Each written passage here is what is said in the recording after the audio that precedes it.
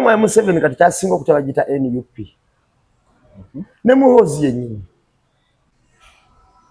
Nga bagamba ekyakoze kye kibadde ekituufu. Ne twali tetuyinza banyonyola kye tugenda kukola. Ye ekituufu genda maaso. Okitegedde? Yes.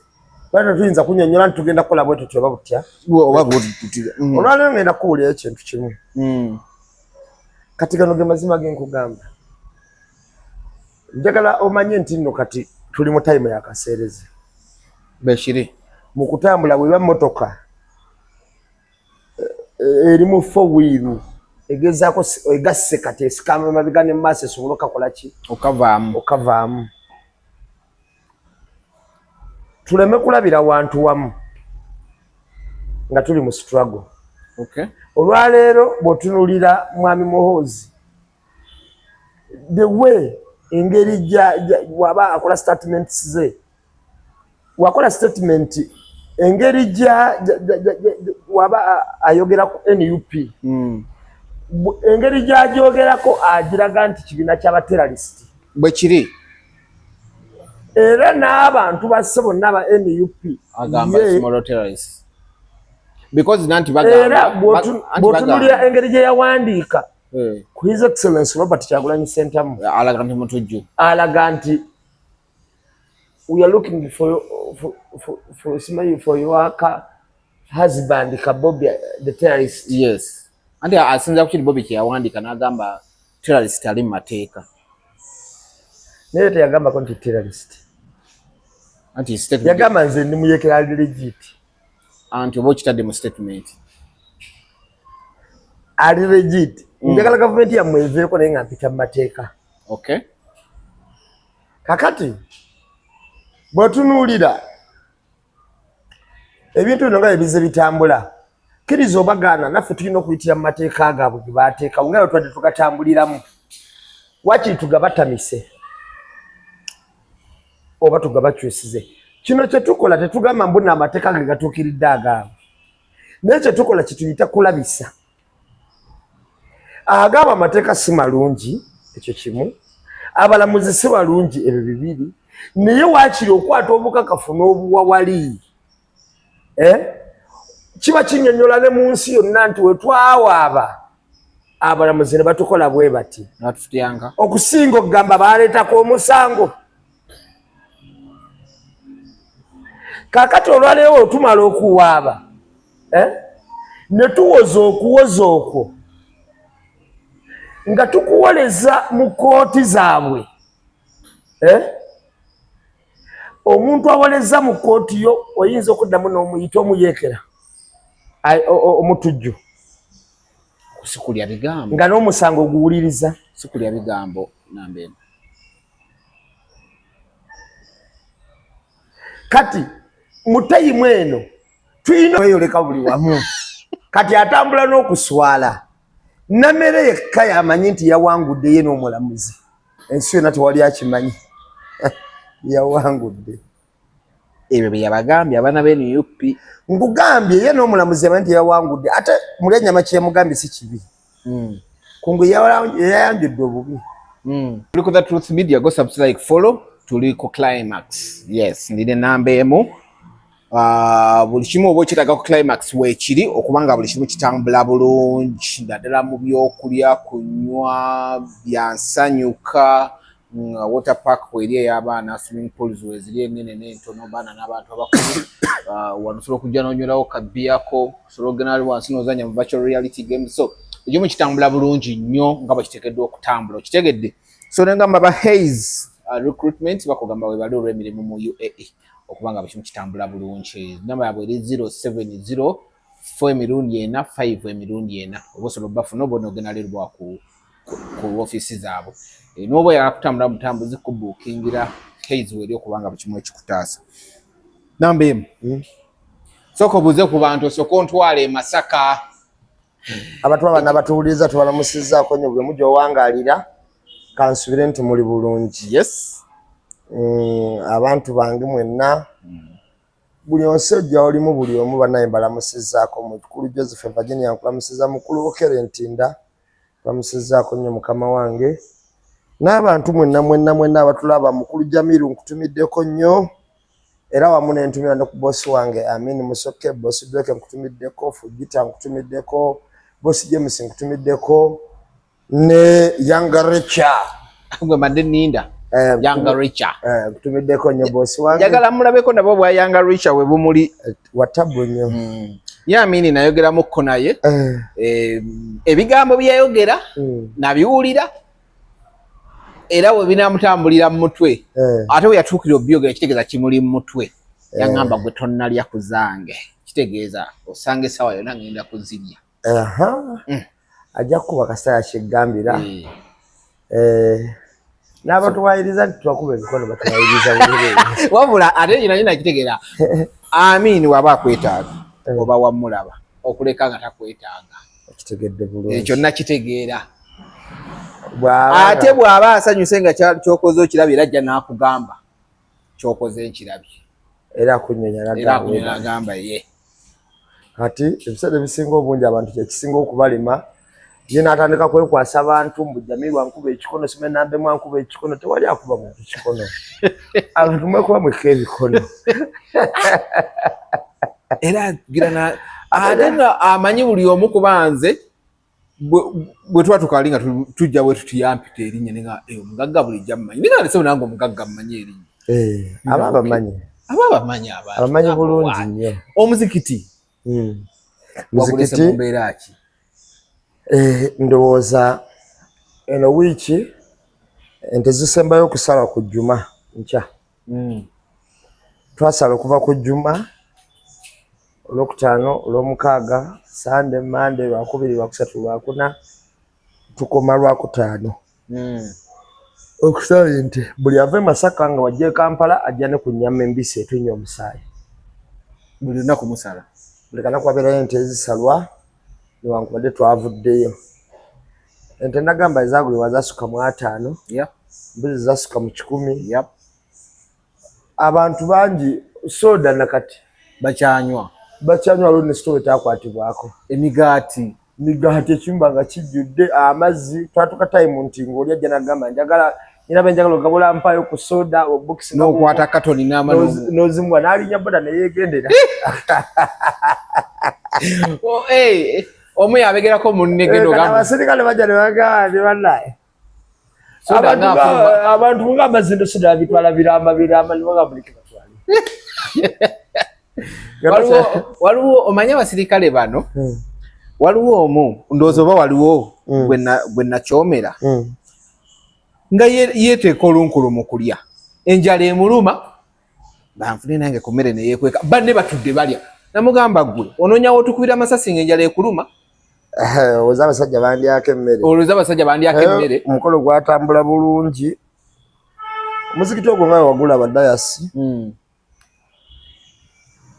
wonna buli kiwalaba ekikola n'ennyumba nagikomera buli kiwala buli activity yaliwo kyonna kiri sponsored by Amin tebakulimba nti waliwo yasonda wadde 10 tebageza ne bakikulimba tekwaliko katabo konna kakuŋŋaanye mbuwaakiri kaguli ewaka waakiri kukimireyo ku mazzi byonna yabigaana byonna byali bisasule bayiye okubeera ng'omuntu Amin okubeera n'Amin mu family ogwo guba mukisa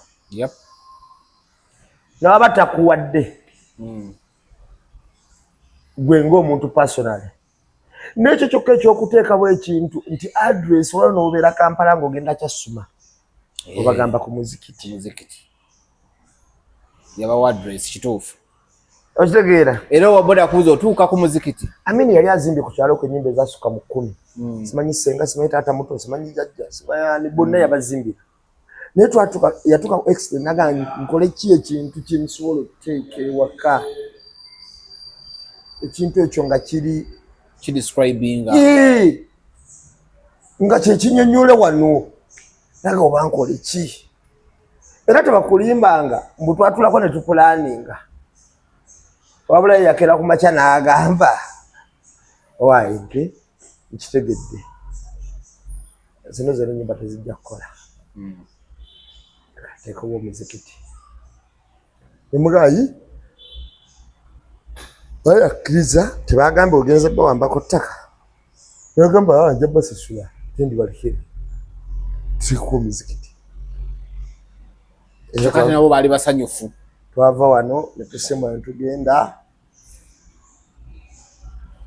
tukayo basanga bwe yagambye sima akazikiti nga basima omuzikiti ngera waga nti kati omuzikiti gwawaka buno muvubuka agunjuse afunyemu ku bisena gandi n'abagayinjagala okwo ija wano nga gusukka mu fuuti 5 nawali nga gusukka mu 5 nawali nga gusukka mu 5 nebagamba ali kuki yayogera bitegeera nagamba ye mbitegeera naye baali tebekkiririza mu mutima gwe nti agenda kikola era nga balowooza agenda basonza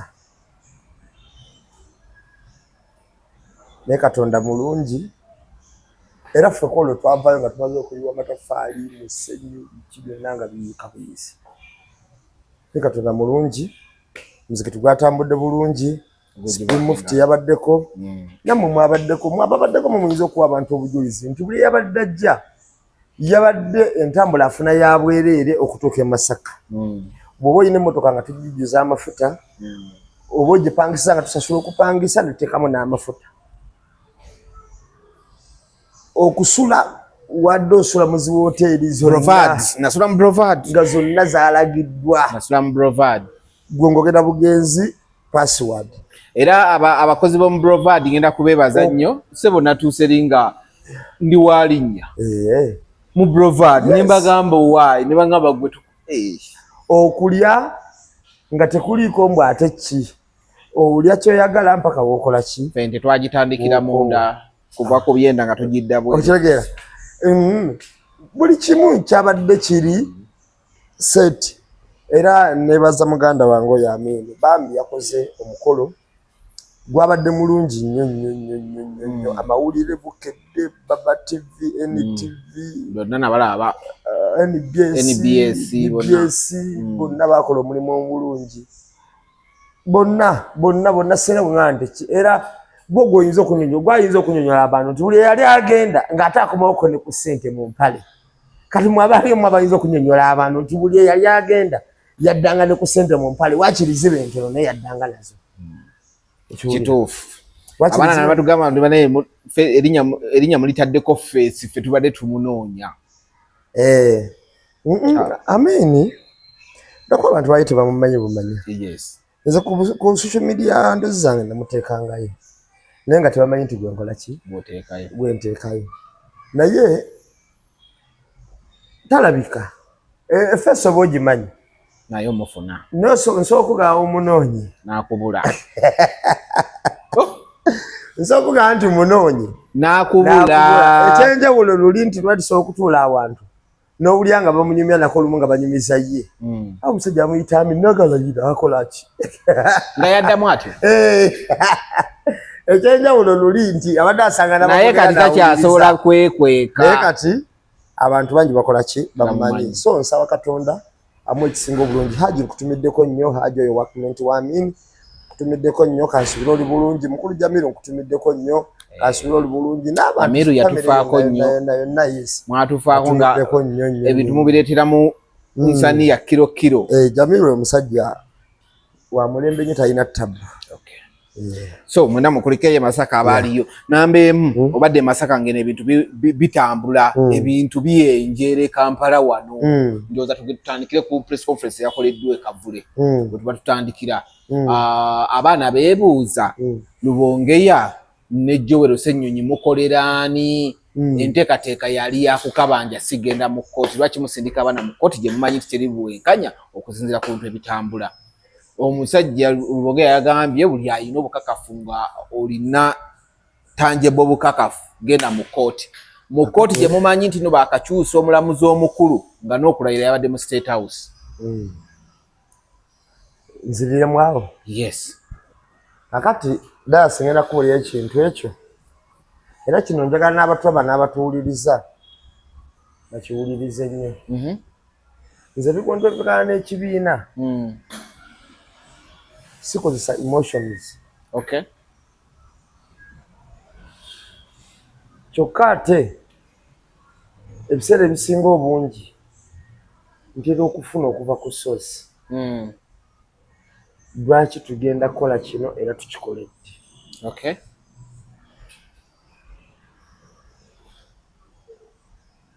Sibiwulira buwulizi era siraba kyanjuddwa nenkinyigirawo.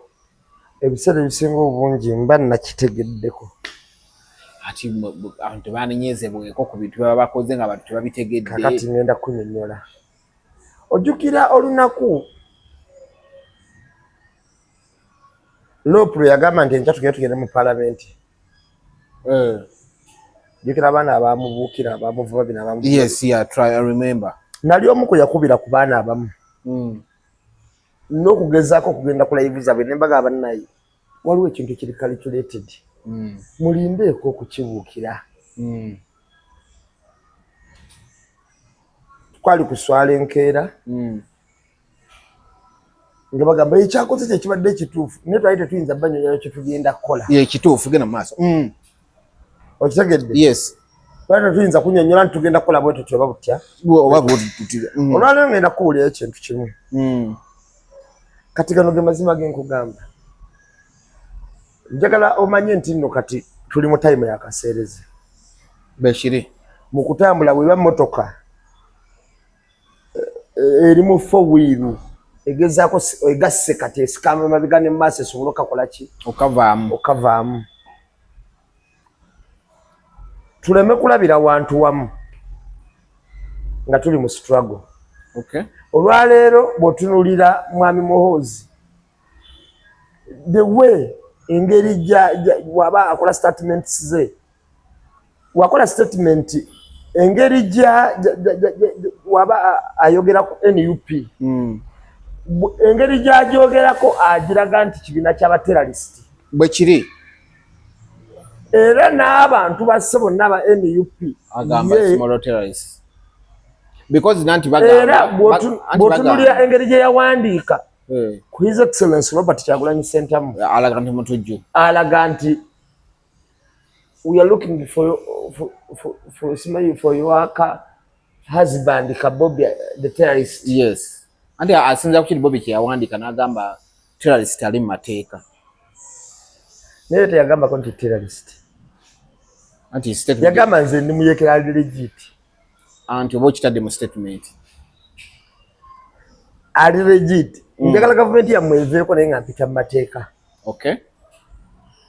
Kakati bw'otunuulira ebintu bino nga ebize bitambula kkiriza obagaana naffe tulina okuyitira mu mateeka gaabwe ge baateekawo nga twadde tugatambuliramu wakiri tugabatamise oba tugabakyusize. Kino kye tukola tetugamba mbona amateeka ge gatuukiridde agaabwe naye kye tukola kituyita kulabisa agaabo amateeka si malungi ekyo kimu abalamuzi si balungi ebyo bibiri naye waakiri okwata obukakafu n'obuwawali kiba kinnyonnyola ne mu nsi yonna nti we twawaaba abalamuzi ne batukola bwe bati okusinga okugamba baaleetako omusango. Kaakati olwaleero otumala okuwaaba ne tuwoza okuwoza okwo nga tukuwoleza mu kooti zaabwe. Omuntu awoleza mu kooti yo oyinza okuddamu n'omuyita omuyeekera omutujju sikulya bigambo nga n'omusango oguwuliriza sikulya bigambo nambe.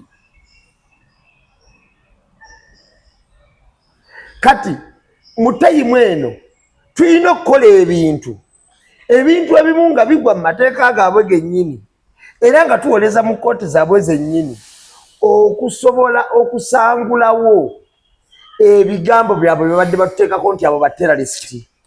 Naye wasizenga tugenda mu maaso olwaleero ng'ekibiina njogera kati ng'ekibiina omanyi waliwo enjawulo wakati wa political party ne revolution. Yeah, true, yes. Ategeera kati njogera on behalf of a political party. Okay.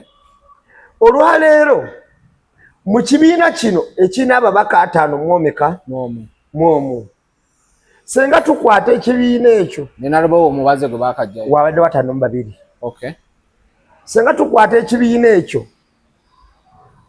ne tugenda mu mateeka okulipootinga ebintu ebyakolebwa ebyenjawulo ne tubitobalinga mu maaso go high court maaso g'omulamuzi era naye n'abiraba byanaalaba ne basala nga bwe banaayagala nga bakoze Masaka kyogamba bwe basaze Nameere nti yayingidde palamenti bannamasaka bonna tebakimanyi nti kikyamu era nalolabye abasinga baavuddeyo n'abakyala abakulu mu Masaka si bannamasaka bonna bannayuganda bonna oba takimanyi nti kikyamu yes kakati yensi bwe tubwekola ani kati nambe mulabayo ekisanja ekiwedde Kyagulanyi we yeesimbawo yagenda mu kooti omusango ne bagujjayo ng'agamba waliwo abaali baguliiriddemu kitali kyakwekweka ate nga balaba gwali togenda kugguka n'agamba tagenda kuddamu kugenda wa kuba kooti zaano tezikola ki kale ate ku mulundi guno ne baleeta ekintu ekyalimu tukabanja nga temuli kooti ate finally ekintu ne bikyuka kati bye bitabudde abantu olwayo buli ola Kyagulanyi ng'alina bwali manya nti waliwo statement na buli ekikolebwa mu kibiina kya NUP manya kiriko statement emabega kuba ekyokulabirako twamunoonya nga tubuuza ali ludda n'akola ka vidiyo we yali ayimiridde ku kiyumba ekitanaggwa yakuba eyo anti buli abantu bennyini baloopa ye nga taloopye ebyafaayo ebiri ku kiyumba ekitanaggwa yes nkimanyi lyali ddwaliro ng'eyaliggulawo yennyini mwami Museveni mu 2000 n'eri kati kisegguusi nakati kisegguusi teryaggwa naye yatwala time ky'okunoonyereza ebifo ebyo kyenkulaga nti buli kyetukola ate bwayise wabadde buli ekikolebwa mu NUP era message mba temugitegedde butegeezi kibaako a hidden message era buli womulaba ng'ayogera oba ng'alabise wabeerawo obubaka obwekusifu bwe tutajja tegeera ffe olumu abantu abasinga obungi abatalina kubikkulirwa kubutategeera ebyo bitegeerwa abantu balina mwoyo nga si kibuyaga si muzimu kakati omanyi omuzimu yesaidi y'omuntu embi obadde okimanyi kituufu mwoyo ye mulungi omuzimu kubanga omuntu wakola ekintu kati osanga amini omusajja alina omwoyo omulungi n'omutima omulungi oba aliko omuzimu ki kati oli wakola ekyensoga naye gundi oba aliko omuzimu ki bannaye wekiri kati omuzimu yesaidi y'omuntu ekola ebikolobero kati fe ab'omwoyo fe abategeera ebimu nga tubitegeeredde mangu mwoyo n'akuluŋŋamya naye oba ne saidi ya muzimu oyinza obutabitegeera amazima gali nti NUP buli step gye tugendako eba calculated era ng'ebalidde ekisooka abantu babaddeyo batini ku kitebe naye tetugenda kuddira yes omanyi lwaki babaddeyo batono bangi abaatidde okugendawo wali waka abalala tebategedde bategesiza bamu olumu kati tuyinza tugenda kuba olukuŋŋaana enkyagagadde mwenna mujje ku kitebe ne bagamba nti eryakirizibwa kuyingira but mu gundi platform z'amawulire zonna ezisinga zendimu bataddemu ne bagamba enkya tulina press conference naye kati bwotunuulira abantu sekinnoomu omanyi mwami Museveni kati kyasinga okutabagita NUP ne muhoozi yennyini bagitya nnyo tebaba kulima mbu tebagitya bagitya nnyo so abantu abaddewo beebo naye ndowooza twagezezaako okufuna abantu ababadde bali legit abadde basalira okubaawo abasalidde mu kintu ekyo era n'obubaka bwebwo nze kyenkakasa teri kintu kikobamu NUP nga tekiri calculated era omuntu yenna abuusabuusa obusobozi bwa NUP oba bwerimba tubikola ebintu nga bicalculated era nze mbabuulidde tulina okuyitako mu mateeka okusaabulula enkola y'oli omukulu egamba mu NUP kyabatujju okitegeera kati bali ate kye baagala kye kinyonnyola nti ddala kyabatujju. Okay. Bannaffe olumu abayomba kye baagala kye kinyonnyola era nabo nga bakyebuuza nti bwe ne Ssenyonyi bakolera ani. Naffe tujja beebuuzaako nti bannaye mmwe bannaffe mukolera ani. Kuba kye baagala abamu kye kinyonnyola ddala nti ekibiina kyabatujju. Kati mwada mwagala Lubongo yakuba press conference annyonnyole tutandika tutya agambe nti kati kanjikubye enkya ffenna ku luguudo enkya ffenna ku kkubo abafa bawona tuwone naye ng'onaagenze. That's treason.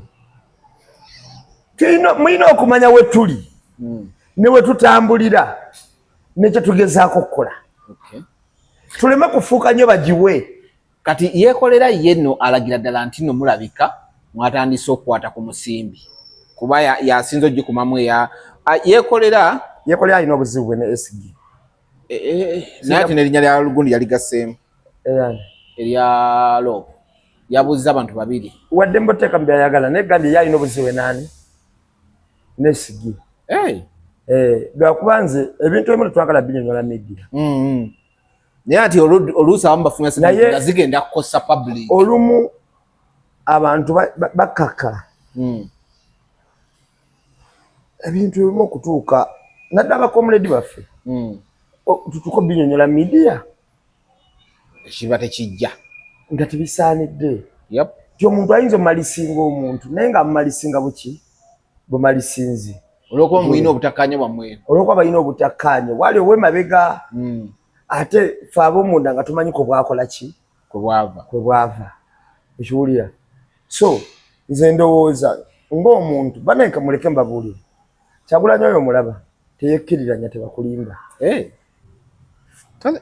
Olaba ava mu mpoga teyekkiriranya wallahi nkulayirira. Naye ku nguudo za mpuuga ze yakola tebakulima mbu yekkiriranya. Talina muntu gw'atwesiga ayinza kubeerawo bwatyo. Era nze mpulira nnyo abantu nga bagamba Justin Lubongo ya musajja mugezi bugezi. Kyobola abaali b'enguzi baali bagenda gwe beekwasa kubanga abadde agwa nnyo bukodyo bwabwe. Gwe okimanyi abantu abamu ku babadde bataddeko appointment okugenda mu Uganda Air. Omanyi tukwabaddeko n'abanuupu gwabadde basuubiza ekifo ekyo.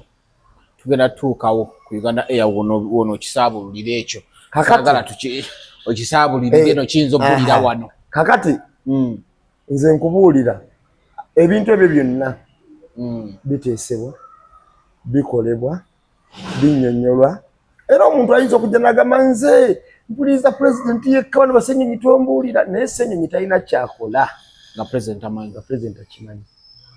Lubongo yatalina kyakola nga pulezidenti akimanyi. Kyeza n'otabawuliriza era oba ojemedde pulezidenti automatically okujja ng'ogamba nti nze kati Kyagulanyi takyalina kyaŋŋamba bw'oba ffiyo tuvuma nga bw'oyagala.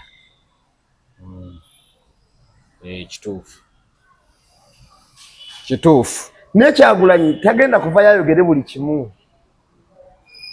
Alina kulekawo n'obubaka obukulembeze okugira nga butambula nga Ssenyonyi olwalwawo yasalawo nti tugende mu paalamenti. Kyagulanyi mwali mwagala yabayogera nti tugende mu paalamenti gy'atakiika. Bano obuze olagira ngaani kitegedde. Era okulagira ddala nti ono bagenda mu kwayagala nange mukimanyi nali candidate z'omu ku bagenda okusooka okukola ki okuwaaba. Kati tulina okuteekamuko ku magezi amatonotono ate n'obukamwe nitakozesa bususse. Anti bali babuuza yandiza abagamba nze mulaba nawaabye edda naye naye agamba ali mu nteekateeka gy'amanyi nti obwenkanya teri abaana bakyali mu makomera. Anti baali mbuuziza lwaki gwe wagenda okuwaaba n'otuleka era baali kibuuziza gwe wawaaba mangu lwaki wawaaba mangu byonna birimu ebibuuzo. Bw'alanga nti lwaki tuwaaba bw'anaagenda mbu lwaki watusookayo. Ate nno bali bonna bakkiriza okukola ki. Nze nabadde njogera ne Dr. Hilda Mani oyo yakuba ne press conference nga very ready. Agamba ali ready. Era bawaaba nabadde nebuuza lwaki mukeerewa. N'agamba woba towaabye likawunti ng'owaaba bukumpanya obwali mu bululu. Olina kulinda ne balayira. Olina kulinda gazeti. Ayanga olina oba owaba recount. If not that, kati bo tebaagala recount, baagala buvuyo obwali mu obuvuyo n'okuwangula ne batabalangirira. Kubanga recount bakizudde basobola okukolamu akakodyo. Naye nga Kiyaga yali mukambo yagamba ono namukadde wa Magomesi nyinza otawaabira oyo. Okitegedde bulungi. Lwaki amuyita namukadde wa Magomesi? Simanyi naye ndowooza buli muntu asaanidde okuweebwa ekitiibwa wadde abamu ovuganya naye. Kituufu ekyo. So Dayasi mubeere bagumu.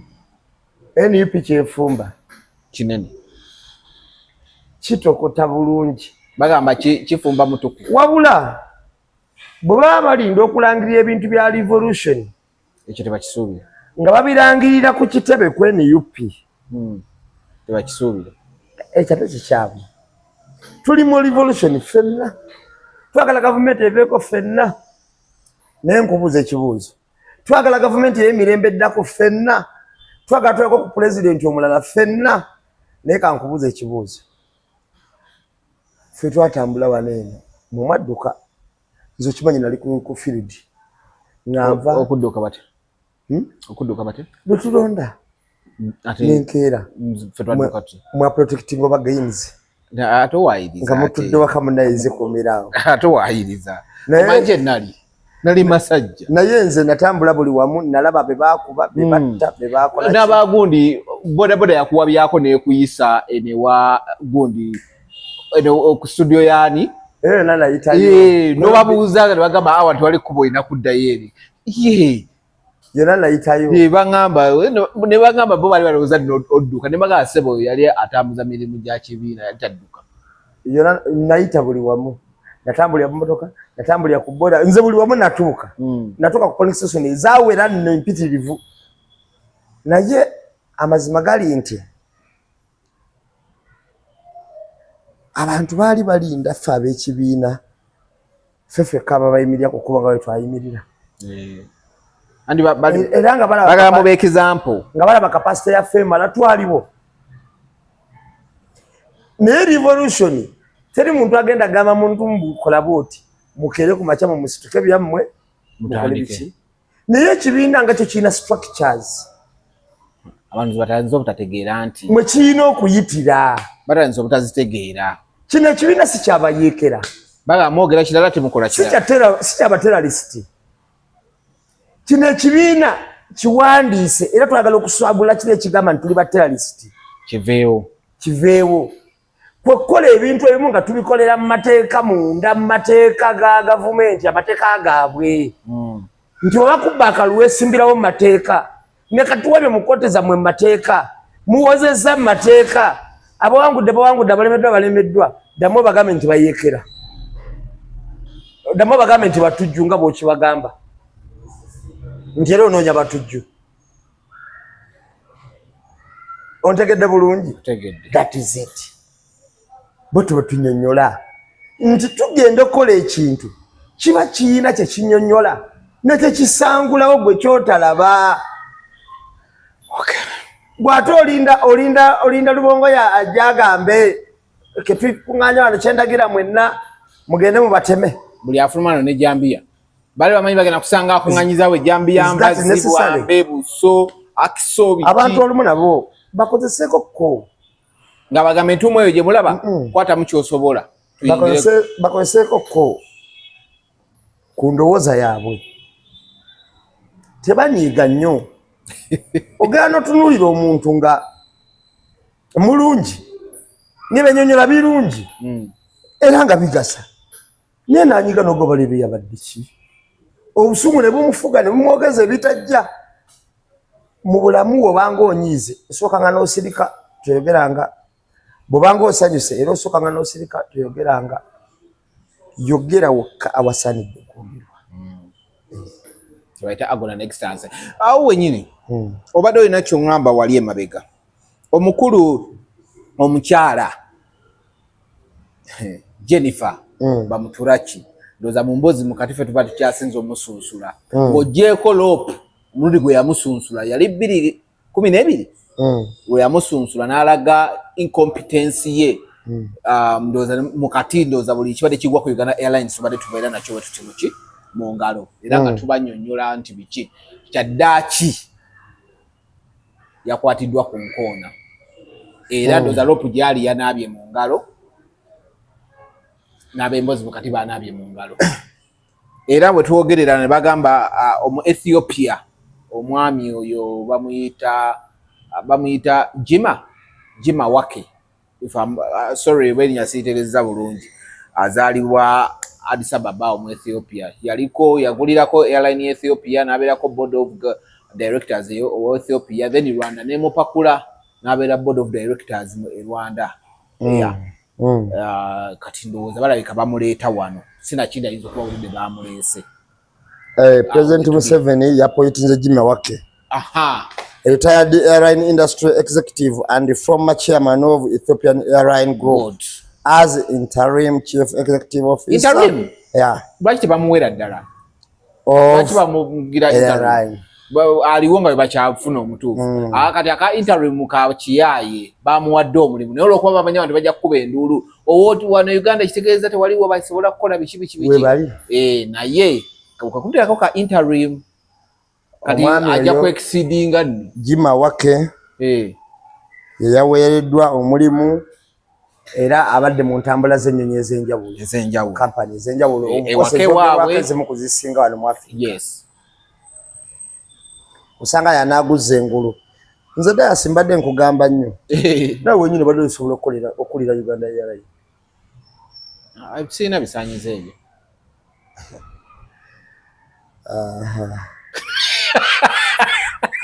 Nzaaga nnyo. Kati ngenda kubuuza ekibuuzo. Uganda Airlines gikuli badde sana bisaanyizo ki? No, olina okuba nga oli competent enough okuba nga osobola. Kati olwaleero kati nga olaba Jima Wake owuliriza bw'oba okulira revenue obumu ku busobozi bwe bagamba nti revenue ekola amagoba ekuŋŋaanya muwendo gw'enkanaki. Yes. Wogikuliridde era ebitabo ebyo ebikweyimirira okukola ebyo byokola ki? Uganda Airline nange mbadde nsobola ogikulira naawe n'omuntu omulala yenna kubanga tekolangako magoba ekola loosi. Kati ekintu ekikola obukozi loosi kitegeeza anyone asobola bulungi kisinzira gwe bawadde nga tamanyi kyakola. Ekintu bukyanga tukireeta kibadde kikola bukozi loosi. Kakati ekintu ekikola obukozi loosi kyekigaana nze kikulira kubanga tewali bukugu bwonna nti oba ekola amagoba otuulawo n'ofuna $445 omwezi n'ekola loosi. Kyokka gwe baleesa badde afuna 6.8 million Uganda shillings ku musaala ono gwe baleese bwe yakolera ku Ethiopia nga naye akola profits kyokka abadde akola losses nga afuna 8 mu webale nnyo ow'omunaana abadde akola gondi kakati 8 mu 5 omulimu guno nawuliddwako nti babadde basoose gwagala guwa Ssenyonyi nga offer. Anti nze nkubuulidde nakiwuliddeko mbu bakoze ki mbu n'agamba nze bakulu kamumpe eki ndi wa NUP kyekisooka. No, that's serving your nation not ekyokubiri kati ogenda ku mulimu ogwo noba nga okyali wa NUP gobolaba naye ate erudde oba okolera airline y'Abannayuganda bonna gwe kugendako noba nga okyali wa NUP mbuli akola mu revenue wabagira Kyagulanyi ataliyo mwe bali omwo abe basirise nga tasobola kyogera n'abagamba kagubeko omusaala gwa ssente mmeka sigutwala nga ki ekigumuweesa kumuziba mumwa balaba mugezi nnyo. Ani abadde amapointinga? Wabeerayo ababeera eri munda abagizannya anapointing appointment batwa kati ya president. Kitegeera. You mean the guy called the guy direct? Kati wabeerayo abali munda abazannya omuzannyo otuwono tuba tumuwonye. Because you cannot tell me that guy you called that guy directly. Bisoboka naye twawulidde Wabeerawo gaaya mbu akambu temukajjaako twawulidde mbu okusinziira atokikola nange anti akambu temukajjaako andi awo oba okikoza anti okikola anti kati nze ekisinga obukulu mu byonna nasoma amawulire bwe bakozesa mbu kyenkana n'ekigambo mu luzungu ekigamba allegedly kwati kyabadde kiteeberezebwa kaakati wemutandika anti mbu kyekimu ne kiteeberezebwa we mutandika nti wabaddewo force egamba kutekeko allegedly akati kitegeeza guy yakubidde guy direct tiwabaddewo guy amanyi guy era omulimu ne gukola ki ne gugobwa naye oyo omusajja gwe bawadde mukugu mu byennyonyi era bamutula ki yalabiddwako ng'agamba nti tugimulwanye nnyo naddala abawagizi ba NUP okulaba ng'afiirwa omulimu era kati ndowooza tujaganya okukamala nedda bamutula kyalimba abadde bamulwana bali munda bennyini abadde akulira abantu abaasoma nga bo balaba tateekebwa yagambye mbu tumulwanye nnyo aleme kwefula kiiso kya mbuzi naddala abawagizi ba NUP era bamutula kyagamba mbu ekigendererwa kyaffe kituukiridde naye bamutula ki kituufu abadde teyasoma kati nedda kamubuuzeyo ekigambo kimu bwe yawandiika email ng'agiwandiikira abasitaafu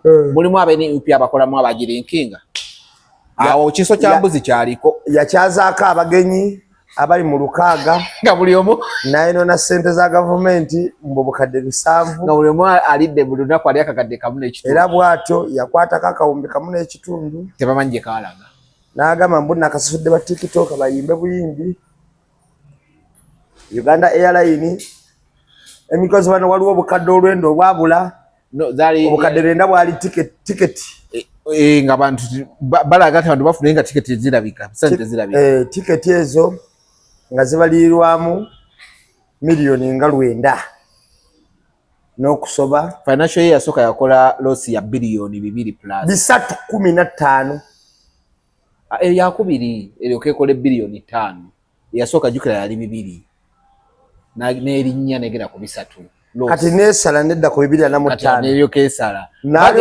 n'akola celebration n'ate kati gana amagoba gekoze sigalaba nkoze bukozi losi ya biliyoni 205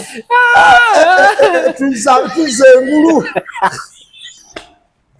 ate zino biliyoni 10 ezabulirawo zebatalamanyiwe zalaga waliwo ne 10 ezitamanyidwa mayitire abadde n'emigozo bano mingi gwe bannange bwate bamutula ki bwe yakwatibwa ku nkonda katulinde jima wake beyaleeta abakanika baali bakolawa omusajja ali atunda butungulu mu owino era we yamala okukanika n'agamba nti nze makanika nali wa butungulu naye naye nerengera na nnyanya zange gwe jangu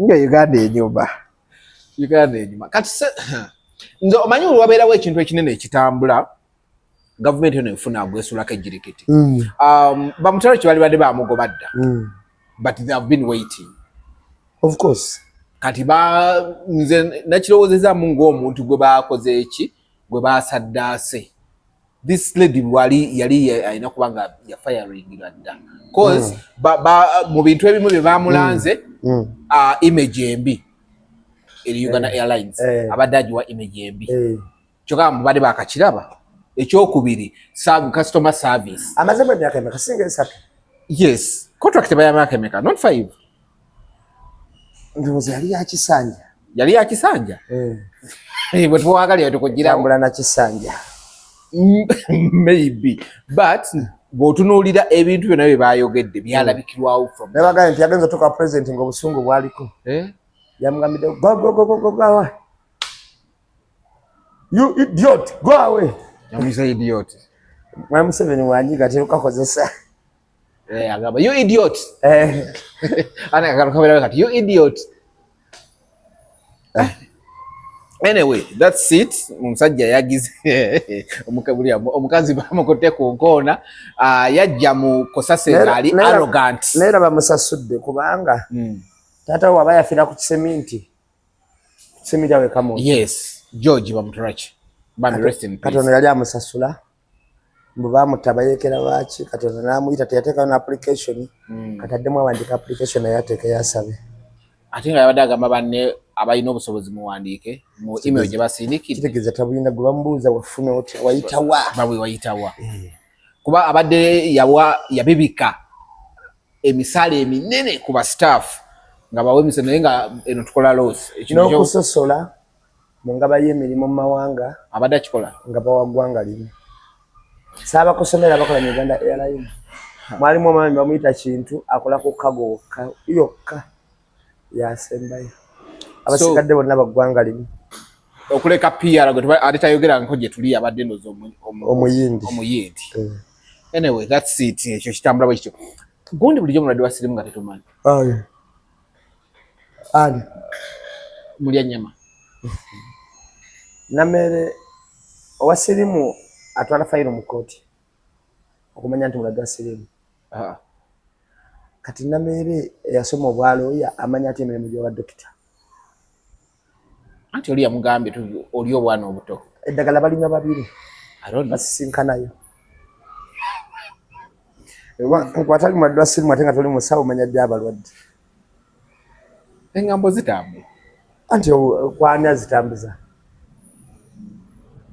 kumulwadde munne twasisinkanyeeyo kakati Namere ekivumo kyeyavudde kyadde kyabuswa tekyabujiga naye gabeera amawanga gali agalina demokrasiya yali badde alizayininga completely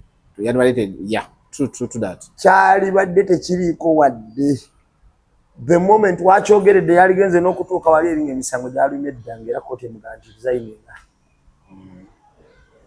Namere ye ng'omuntu wamumwa wamumwa ndowooza mu Luganda gwe bayita Naluwali kubanga toyinza muyita Nakamwantette tasobola kuba Nakamwantette yabawa olugambo aba wa lugambo ne Naluwali yayomba n'akeesa ate Nakawanga oyo aba tawa musajja kitiibwa kati ono aba pozi Silver yabamenyaamenya kati ono Nakamwantette ono Naluwali kakati mu bwa Naluwali bwe yatabuse nze mpulira ng'ayogera ne ku baguumizi ba NUP eyagambye teri alina magezi mu NUP nekuli nakikonfaminga muli ani Munyagwa olwo amaze okwogera ku TV nabyogera najja nagira nagamba NUP temuli alina magezi ne Munyagwa yebuuzibwako I don't know bonoonya bagenda okwebuuzibwako noonya Munyagwa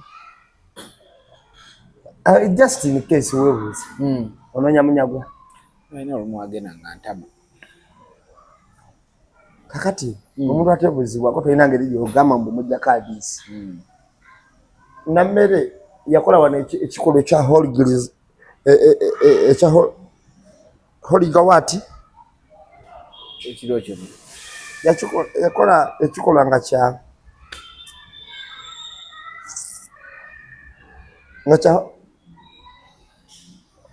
owa mu Luganda Holigalism yes sakalati naye mu Luganda njagala kufuna suitable word mu Luganda kikolwa kikyogamba tukinoonyereza eri ekikolwa ekyekijambula ekijambula kyekikolwa omuntu gatugambe nti aze mu public oba akubye abantu oba akoze biki neyejja n'akuwa president's advisor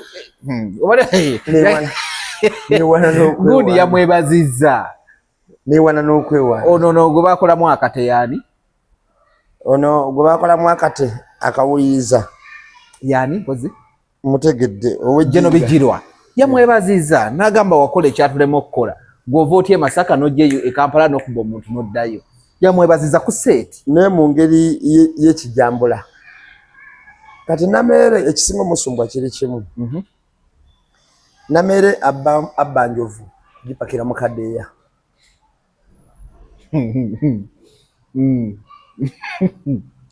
Yagaya yagifudde akamyu mu ate nga yazina katawunensi kwa ine gitika kanava mu kifo kyekyo kyaliko kati obubbi bwe butambula bweyoleka buli wamu kati atambula n'okuswala Namere yekka yamanyi nti yawangudde ye n'omulamuzi ensi yonna tewali akimanyi yawangudde ebyo bye yabagambye abaana b'NUP nkugambye ye n'omulamuzi yamanyi nti yawangudde ate Mulyenyama kye yamugambye si kibi kungu yayanjudde obubi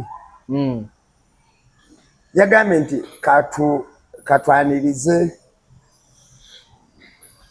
ombaka omulonde wa Masaka ono tiyabadde mulonde anti ono yabadde omubaka tiyabadde elect yabadde select anti Mulyenyama nakyo oluna kwe kugamba yamuyise yabadde select era Mulyenyama yanyonyodde bulungi n'agamba nti gamba nti omubaka gwe balangiridde so mulonde Namere yabadde announced era awo namugamba kigamba ani ekigambo kye kyakyagala nnyo bino bigambe nnyoko good abyagala buli kaseera ne mu kooti era ne mu kooti yakivuga mugere mu bigambe nnyoko eno sitooko mpya kalya nnyoko nengaba naye ono mubaka kigwe muleese Namere gumite tewali wagumite bwawo ate alina n'okutwalibwa okutendekebwa nti omubaka yeeyisa atya kati bakyalina omutwalako ate okutendekebwa eri egundi ekyankwanzi agamba yaliyo yayigayo ki kuwemula teyabireese ku meeza byebyo byeyayigayo anti kati wagamba yaliyo n'abikuba ku meeza ate kakati kitegeeza ki kakati Namere yekuba Namere bwenkubuulira dayasi Namere tolaba nga alina force nayinza mulako nga avudde mu parliament gundi Ntambi yataddewo ssente n'agamba by April tajja kubaayo kubanga nabo bennyini kibaswaza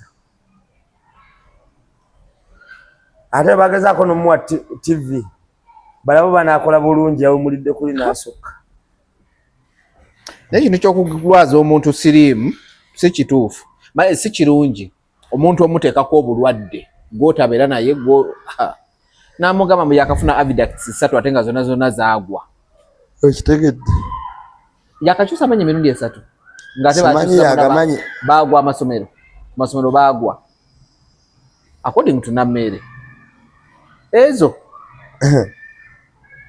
kati sina kitegeera bulungi lwaki mba mukola ekintu ekyo bwe kityo so Namere tumusooke tumuveeko waliwo entalo 2 eziri mu nju emu simanyi oba zonna obadde oziraba tusooke n'olwa omukulu Mawu ajaganya okukuba lukwaga akalulu yagambye kikola kye mwakoze kituufu kirungi nnyo omusajja abadde yamutama dda yamutama n'omutama yakyogedde mu press conference yagambye mwakoze kituufu oyo omusajja mwali yose ne mumujja mu paala mugundi ku bwa mmeeya naye Mawu wabula kyataategedde owa NRM buli omu gw'atamanyi okuba nga yakutte ekyokubiri ekyo teyakitegedde era akivumirira Mawu si kyamujjako adiisi kubanga Mawu akulengeza eno tunula eno olumu abatayogera kigambo ekyo kinnyini kyategeeza Mawu twali tusobola omuwuliriza edda kakati okuva yafuuka nda nabeerawo ng'agende mwana Museveni era yitakyewakana era omundu kubanga yayinza n'okuzannya ekyo olowooze nti atayagala Lukwago kikulowoozese nti ate onaze wa NUP ye akolagana bulungi ne bammawo bulungi that's reverse psychology bagizannya bannabyabufuzi avuma avuddewo nayaniriza nnyo nazze nga aze kumbe gwasinga obutayagala anti kati ayagala bwa sipiika abavuganyeeko kituyambe tulabeko n'engeri gye bettamu ebigambo byayogedde babiwulidde n'agamba mbu nno abantu be bamusaba siye ekyo kimu kyakubiri abantu nti palamenti badde fisa ya muntu omu Museveni kati akooya amongo tayagala muntu azimba empire kasita owulya nga we yatandisa okwerogoza ebyo byonna bisoboka anti yagambye mujja gamba nti nina ababaka bameka 9 mu palamenti naye jjukira bano twakola omukago bakyasobola okudda emabega wange. Basobola bulungi era kati kyebamuvugisa. Era ndowooza ensonga lwaki bamuwadde constituency najja. Ebyaddala. Musajja bagenda omukazi bagenda mu kunkumulwa engalo mu kibya. Naye abbye nnyo zabbe zimala. Ate mwogera we mutyo. Ate akoze ki? Abadde azikolerera. Abadde akola ki? Akubiriza mubaka. Diwa kikyakubiriza ekyamagezi. Naye talina makulu. Ate gundi Chris Balyomu olwo lwetwalo kafumula mpawo. Akutte kakota bwakuba first son bwakuba Kabanda. Yagambye Kabanda gundi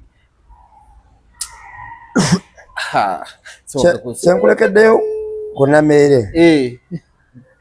Nameere yamenya amateeka 3 ye n'omulamuzi. Okay. Erisooka? Amateeka ago gonna nga gawandiikiddwa mu constitution y'ebyokulonda. Okay. 1. Wotunuulira Akawaayiro 55. Kagamba wakanya ebivudde mu kulonda. Ng'ayagala obulubuddemu balibwe. Akikola obutasukka nnaku 7. Okay. Ng'okulangirira omuwanguzi kuwedde. Oyo yaba ku lwa 8. Akasooka akakutudde. Akawaayiro akokubiri kagamba kano ka 5-2. Kagamba nti obyokulonda okutereka obubokisi z'obululu nga zisibiddwa bulungi nga singa kkooti eragira obulubuddemu okubalibwe bokisi zirina kusangibwa mu mbeera y'emu. Untouchable. Zino basanzemu enkalu 6. Ezirina Nameere yekka 2. Ngenda teziriko ssiiba. Anti agamba ze basanzemu obululu nga mulimu bwa muntu omu tebazibaze. Alimba. Mwate bwe yade kuti. N'ekisembayo 10-12.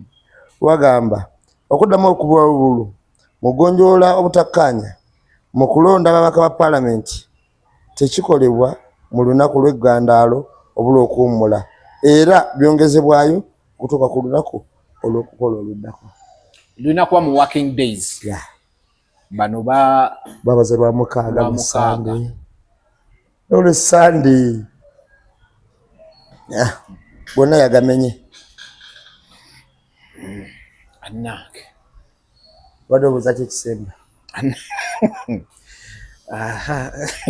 Kakati. Anyway, kale. Gundi, olutalo kakuse. Buli omu abadde ng'atya okudda mu Geno. Olutalo luno luvaawa. Luva ku Chris Balyomu owa information owa byamawulire wa gavumenti okuvayo okugamba nti Geno amulemesezza okukola emirimu, amuwadde obuzibu bunene nnyo okuba ng'akola emirimu gye. They come with this statement, he wakes up n'akola statement endala. Ne bagamba era we yagamba nti Geno si yayogerera gavumenti, ebintu by'aba ayogedde mu biveeko. He's making my work difficult. Era by'aba ayogedde temubitwala. Ekitaasanyusa aba Piero yu. Naye ku byonna byayogera yamuga it doesn't matter, we shall still sucking you. You probably need the Peter Pan syndrome. And kati eyo yabadde reply ya eno ya wansi jukiro na amugamba. Anti yamugambe my father trained me. Yes. To believe in myself. Kira baz. Kitange yantendeka yanjigiriza okwekkiririzaamu. Jukira Peter Pan syndrome. Omuntu obodduka obuvunanyizibwa tewekkiririzaamu obeera daddy oba mamizi boy. Okitegedde. Kati ate ye si kyali. He restrained me from taking alcohol. Awo nno yo yalumbye direct ku front. Era nanumiriza obutanywa mwenge. Okutekwade kulumba direct ku front. I'm sober 24/7. Why would you say that to and focused? Why would you say that? Let me free and I don't suffer from Peter Pan syndrome. Yes. Those are attacking me on Twitter or stroke X don't know the material. We are the original Bachiga. Tetukola ki? Omukiga ayogera kimuli ku mutima. Yakangibwa. Naye abaddewo n'ekirala ndakwasi kalaba alina we yagambidde nti nze am self-made. True that. Si depending ku muntu yenna wano ndolwa busobozi bwange. Ye Peter Pan syndrome. Abasinga. Wano ndolwa busobozi bwange. So tebaleta mwana wani. Good. Oya badde ategeeza akyawo. Anti we yakugambidde n'akugamba. Nze siinaayo muntu ansindikira mabega. Ndekatuwe mwana wa gundi. Anti oba mutabani wa gundi. Yabadde ategeeza jjukira. N'agamba buli kifo kyennimu nkimu lwa busobozi. Kabanda amulumba yagambye oyali incompetent and tosobola muteeka mu level y'abayina ki. Naye jero n'amugamba you a traitor. Tojja kubeera minisita ku kisanja ekiddako. Anti traitor nti tagendya ku bye bamugambye. Abayitamu kanaana. Peter Pan syndrome.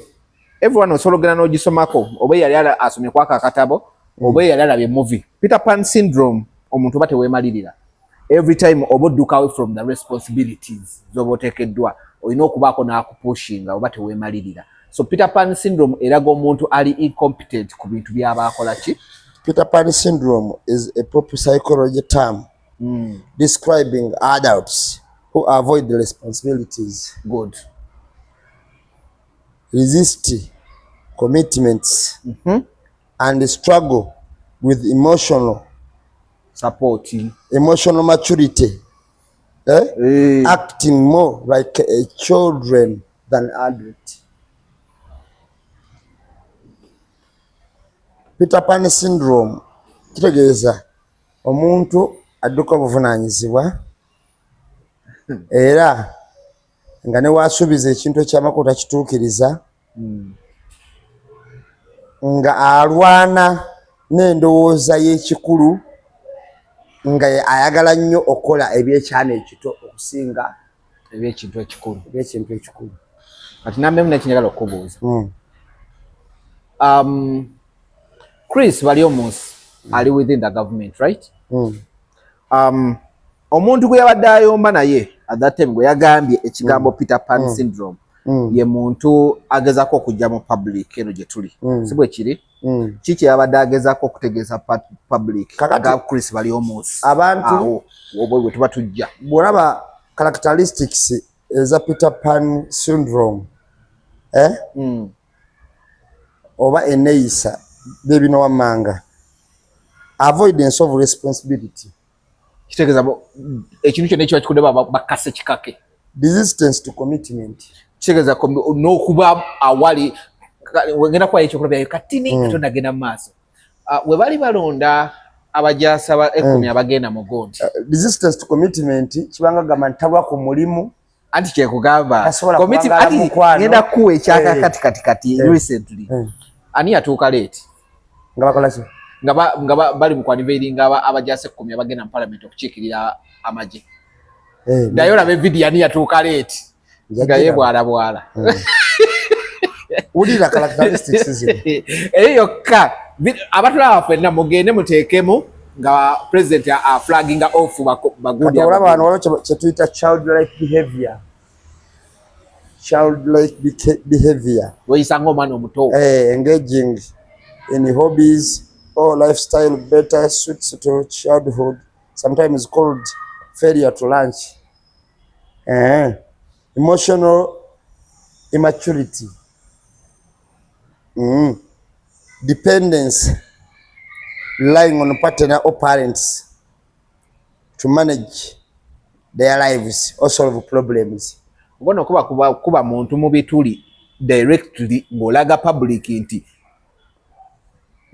ono yeeyisa ati ne bwati ono ali kino oba omudi campaign nze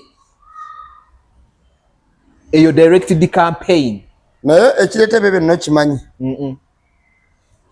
atwasabye okugisomesa kati gibasomeseze eddala good ekireeta ebyo kyekikozi era nze nagambye Peter Pan gwosobola ogibasomesa kyekikozi nga bino byonna ebya waggulu tell them ekimu ku byo tulina kye tuyita rooted in childhood. Wanonga upbringing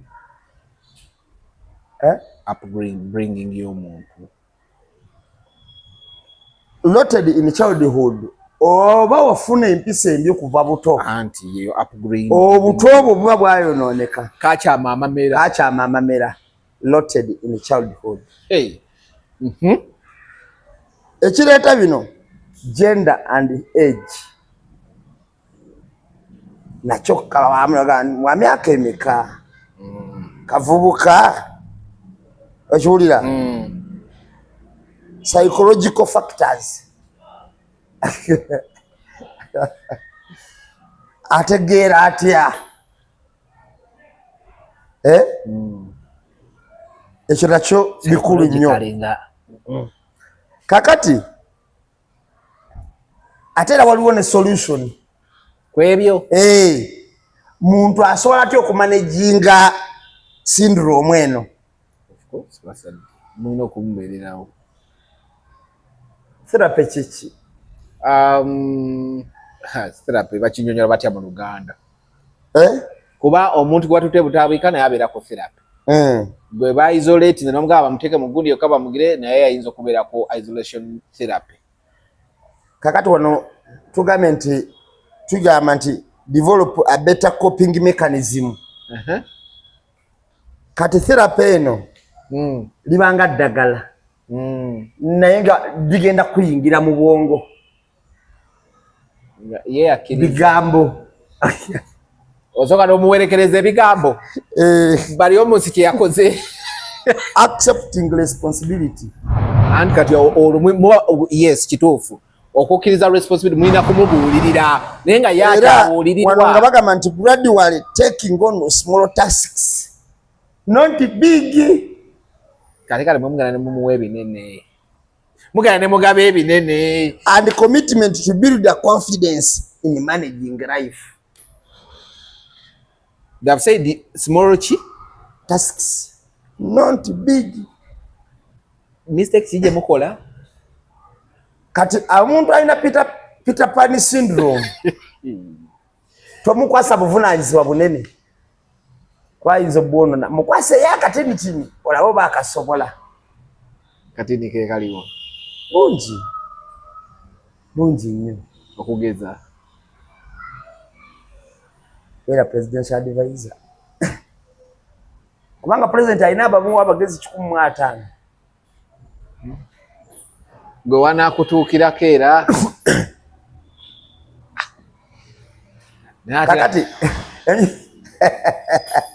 kakati olutalo kakuuse lwabadde awo era Kabanda jeno bwe yawandiise naga nti gwogenda goba Kabanda n'agamba jamba afande kati awolewe nebaka yeki yabadde afa naye ate ansa eri wati mu gavumenti muli kyateeka Piero yu yes be banantagambwako balumba buli muntu tebalina mpisa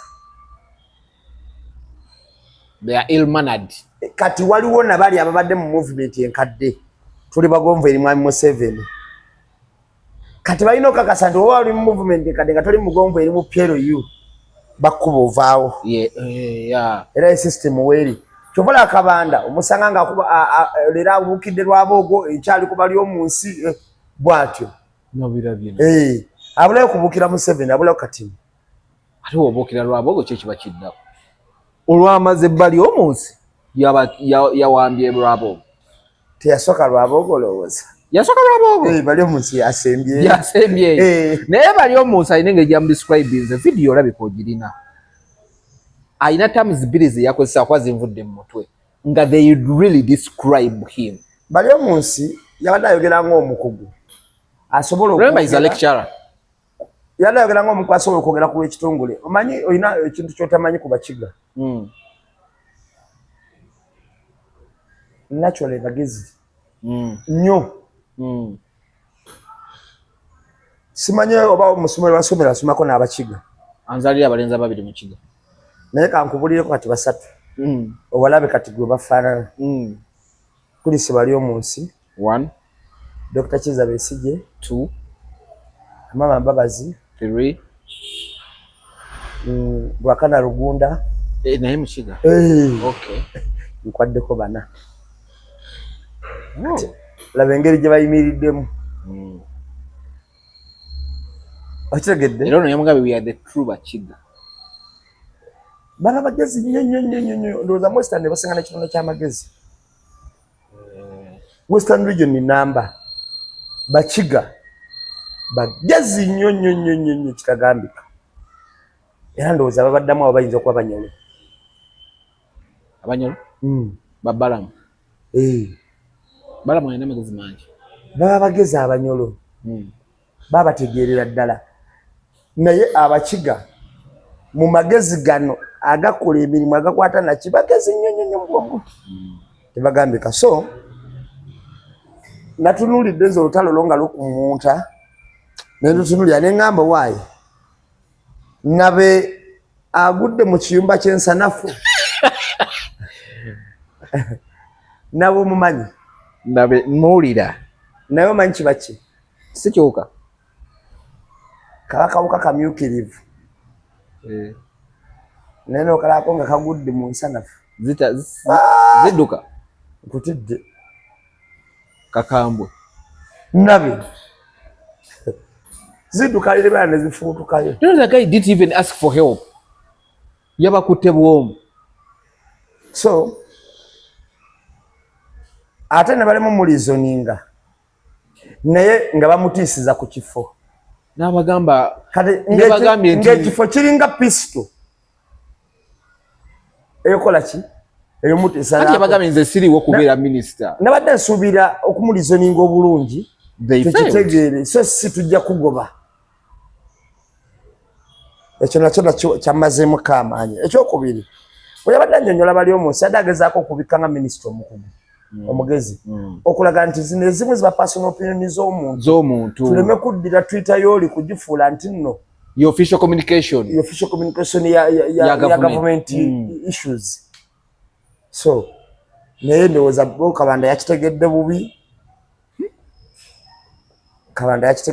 Ndowooza Kabanda n'amulumba jeno n'amuyambako kumbe naye tagenda kukka.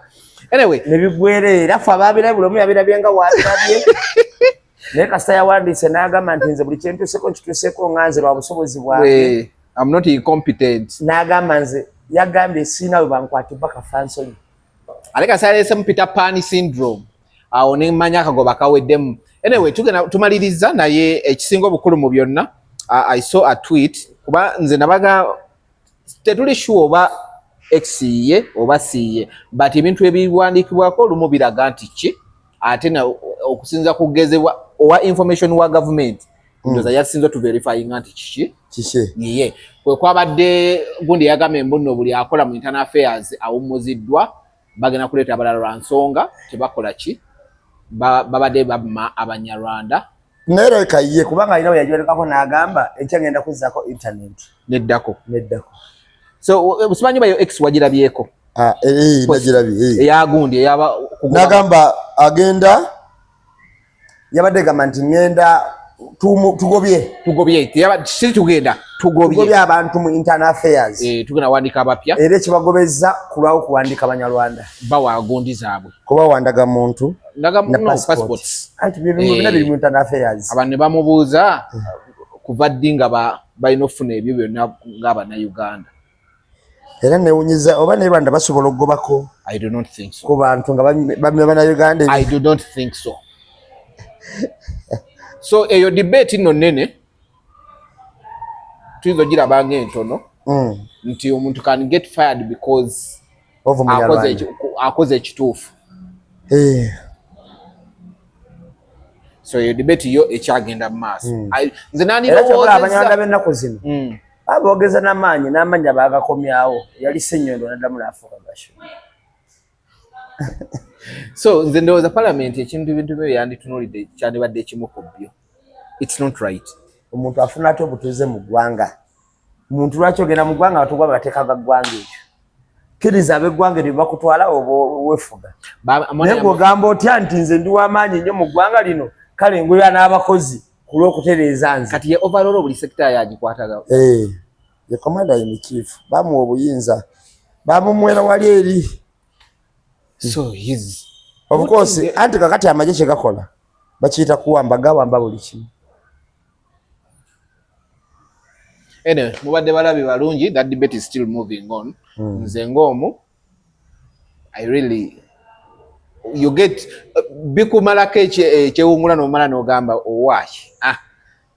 Not until nga tufunye obwenkanya, things will be back to normal. But now, buli abadde akola mu ministry ya internal affairs akale mu mye mugende mulime